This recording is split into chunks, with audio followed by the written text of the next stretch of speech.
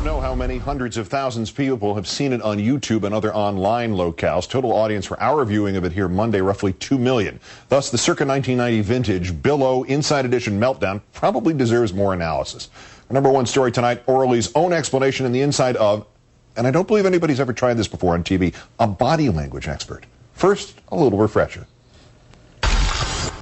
That's tomorrow, and that is it for us today. Okay, I don't know whatever it is, it's not right on the teleprompter. I don't know what that is. I've never seen that. No, there it is. We are going to do Sting, yeah. Okay, but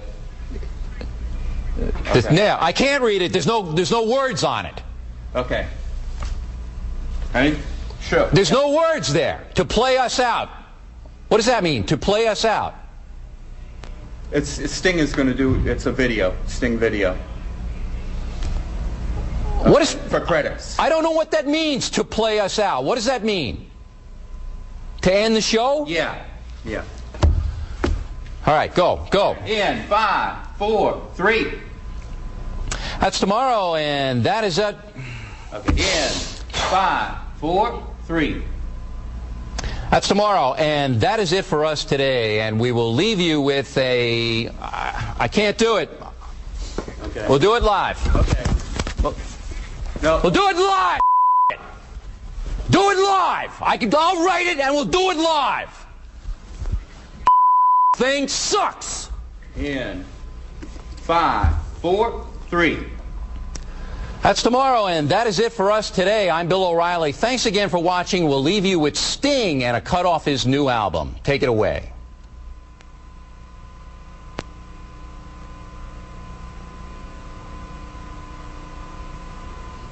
On top of everything else, I now have the world's longest ringtone. As promised, O'Reilly's painfully lighthearted explanation from last night's Factor. By the way, there's a tape floating around on the internet of me in a state of displeasure, I understand. Apparently the tape is 20 years old, but I, your humble correspondent, have plenty of much newer stuff because, by contractual obligation, I have to create a few dramas every year for the amusement of my coworkers. They'd quit if I didn't do that. By the way, if you want to buy any of the tapes I'm happy to sell them to you. Yeah, when he created a drama over at Fox during an interview with Jeremy Glick, whose dad died in the World Trade Center, some Fox employees thought they were going to have to call the cops to restrain Billo's drama. We can only imagine what happened today when last night's ratings came in and O'Reilly's program found itself tied in the 25 to 54-year-old demographic ratings that he himself calls the key with Countdown. Bill, why are you all red? Now let's bring in, as promised, our very own body language expert, Stacey Grenrock Woods. Thank you for your time tonight. It's my pleasure. Clearly, Mr. O'Reilly is in a pickle in this video. He seems to be having difficulty reading and also comprehending words that are right in front of him. But since you are the expert on nonverbal cues, let's focus on the nonverbal stuff. He remains stiff during the first part of the exchange with the off-camera producer. Then he begins to wave or flick his hand at the camera. But what is that? The waving and the flicking. What does that tell us? That is what we in the body language community like to call a dismissive gesture, sort of a flicking away, a disgust, as one might use toward an underling, perhaps maybe a waitress or some other woman. It's definitely can be interpreted as a sign of somebody who is really afraid of women and hates them. Well, I think that's pretty clear. Even more fascinating, there's a point at which O'Reilly breathes in deeply. There's almost this I'll huff and I'll puff and I'll blow your house down kind of thing. Is that one self-explanatory, or is there more to that? That's what we like to call a bull snort. It's a very rare, rather aggressive body language gesture. It's rarely seen, mainly just by dictators, your Benito Mussolinis, your General Pinochets. You know, you want to stand clear. He could charge at any moment, and you wouldn't want to make any sudden gestures, especially if you're a woman, because there's a lot of aggression there. This is a person who's very aggressive toward women. It seems to be a recurring theme here that there might be some problems with aggression towards women. Does that turn up in this other? I mean, this thing I noticed is very curious. He looks at his watch in the middle of this thing. Is that as obvious as it seems? Is it some sort of secret language that say, look, I'm late, or has he stolen the watch, or is there something else going on out there?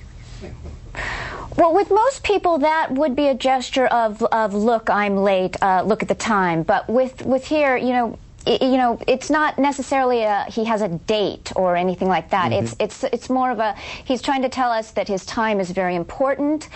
He doesn't have time for silly TV lingo. He doesn't need to know it. He needs to get on with it. He needs to go find some women. And possibly loofahs. This appears to me, anyway, Yes. to be the pièce de résistance at the end when he stands up, sits down, gestures a great deal more. His hair bobs. He kind of anticipates Conan O'Brien's hair of the present day. Right. But you know this best. Can you break all that sequence down for us?